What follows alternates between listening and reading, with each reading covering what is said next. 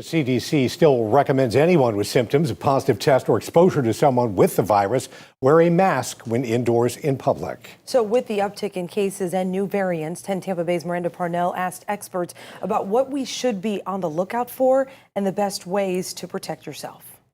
Let's say you're vaccinated and/or have had COVID. You might be wondering why we are still telling you about new variants. This is a new virus, right? And it's changing. This is one of those viruses that doesn't really induce really long-term immunity, or at least to the variants that we're seeing. USF medical expert Dr. Michael Teng has been guiding folks in Tampa Bay since the start of the pandemic. And he says this summer has brought another uptick of people ending up in the hospital after getting infected. Here, we don't really test much anymore, but I think what we're doing is doing wastewater surveillance.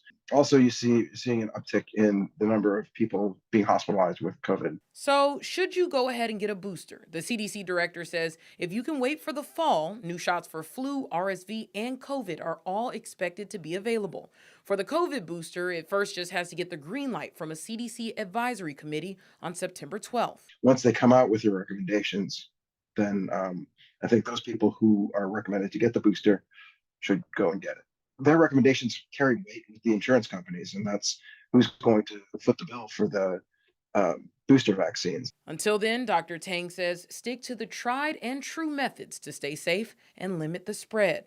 It's obviously better if you stay at home if you're sick, regardless if it's COVID or flu. If you can't, stay away from people, mask up, be smart about it, protect yourself. In St. Pete, Miranda Parnell, 10 Tampa Bay. And Dr. Teng says the rapid tests at the store should still work with the new variants, but he says you should still test on more than one day to be sure.